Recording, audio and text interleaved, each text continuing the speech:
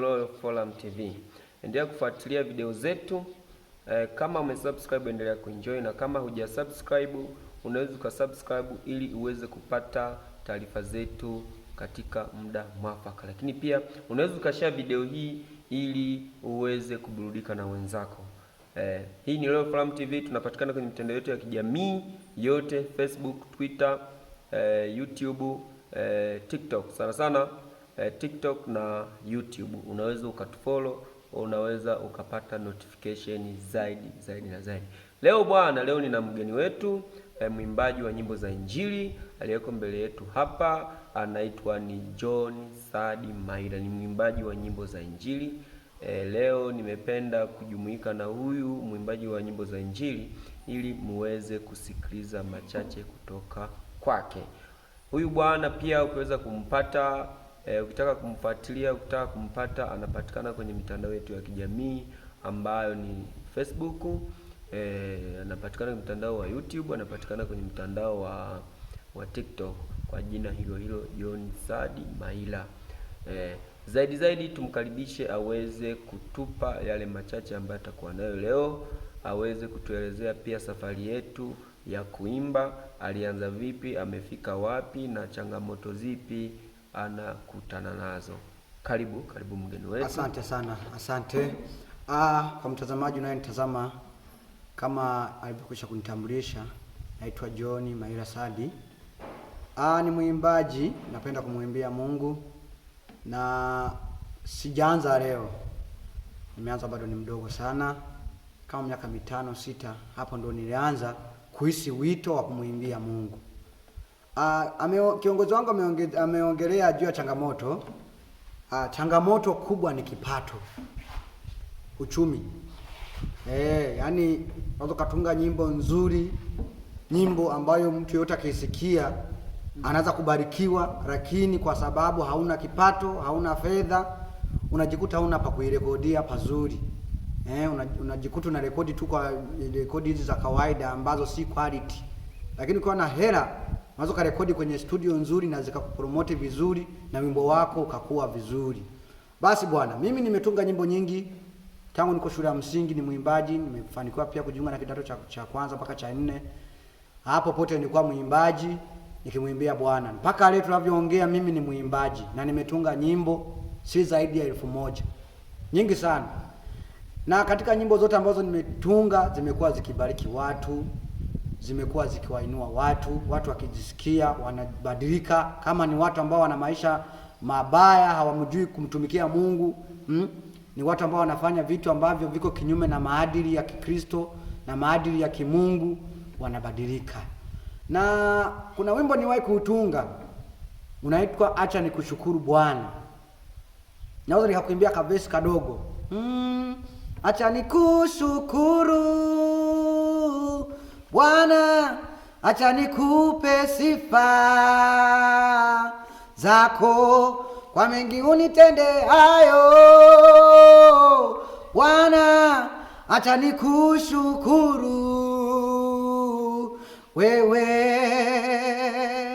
Hapo wimbo ni utunga kulingana na mapito na mazingira nilikuwa nikiyapitia. Unajua kila mtu kwenye maisha yake ana mapito yake, mazingira magumu. Na mazingira ambayo ni magumu. Kuna wengine tuna mazingira magumu kabisa, na wengine wako mazingira mazuri lakini wana mapito yao.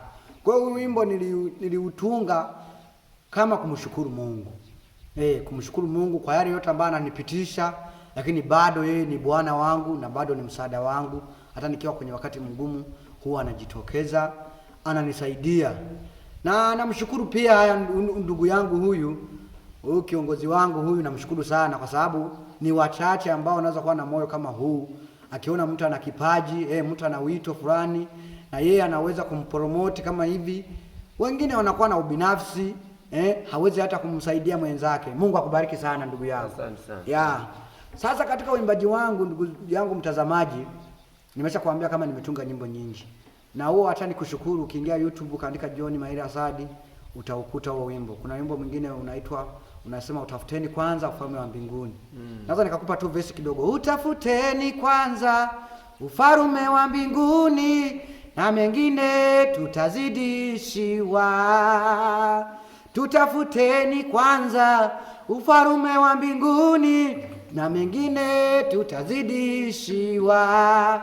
Huo wimbo nimeutunga kwa sababu watu wengi sasa hivi dunia imekuwa, watu wengi tunatafuta fedha, watu wengi tuko kwenye utafutaji. Sasa pamoja na kutafuta fedha, tusisahau kwamba kuna Mungu aliyetuweka hapa duniani. Tusisahau kwamba kuna Mungu. Tujue kwamba Mungu yupo na ndiye kiongozi wetu na ndiye mwenye hatima ya kila mtu.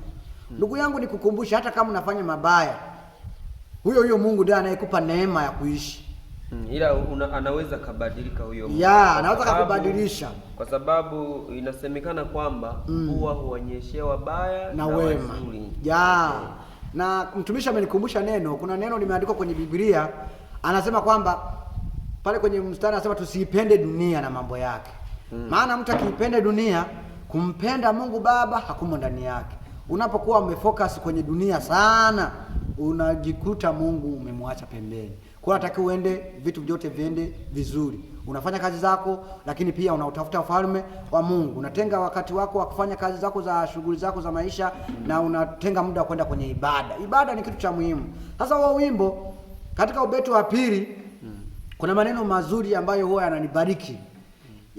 Inasema hivi: basi tusisumbukie ya kesho, kwa kuwa kesho itajisumbukia yenyewe. Watu wengi tunasumbukia kesho, lakini kesho unajua kama utafika? Kwa hiyo usisumbukie ya kesho. Ukisumbukia ya kesho unaweza kukuta kesho ufiki, matokeo yake ukayakosa. Na nimetunga nyimbo nyingi sana. Na hivi tunavyoongea nina nyimbo ambazo tayari nimeshaziandika, ambazo nahitaji support yako. Kama huyu ndugu yangu jinsi amenisapoti na akanisaidia mpaka hivi wewe unanitazama kwa muda huu, nahitaji support yako. Uniunge mkono. Kipato sina, ila na kipaji cha kuimba. Naweza nikakuimbia. Mfano kama hapo ulipo, hayo unayoyawaza, mazingira magumu, mkabidhi Bwana wako. Usiwaze mpaka ukafika mbali ukawaza kujidhuru. Haya maisha anayegawa riziki ni Mungu wetu. Ukiona mtu ambaye amefanikiwa katika maisha, aliyempa ni Mungu. Hakuna mtu ambaye amefanikiwa kwa nguvu zake. Ingekuwa ni nguvu, kuna watu wana nguvu lakini hawajafanikiwa. Sijui kama hapo unanielewa. Kuna mmoja anaweza kaona mwenzake anapambana zaidi yake. Yaani unaona juhudi zako unazozifanya ni kubwa, ni ndogo kuliko zile anazotumia mwenzako, na hali kipato cha mwenzako ni kidogo kulinganisha na wewe unayotumia jitihada ndogo. Ni kwamba hiyo huwa inatokea kwa neema ya Mungu, sio kwa nguvu zako wewe. Ingekuwa ni kwamba maisha anayapata mtu kulingana na nguvu alizonazo, basi wale watunisha misuli wangekuwa na vitu vingi vinazidi wale ambao wanaishi kawaida. Kwa ukiona kitu chochote kile kinatokea kwa neema, neema ya Mungu ndio inayotuinua wengi, kwa sababu hatuna cha kumlipa Mungu, lakini kwa neema ya Mungu tunapata kile ambacho kinawashangaza wale ambao hawakutaka tuwe vile. Kwa nahisi mmemsikiliza sana mtumishi wetu wa leo. Dhahiri ni kwamba unajua kumsaidia mtu sio mpaka umsaidie in terms of economic. Kuna kumsaidia mtu kwa kumtia moyo, kwa kushare kazi zake, kwa kumuungisha kazi zake.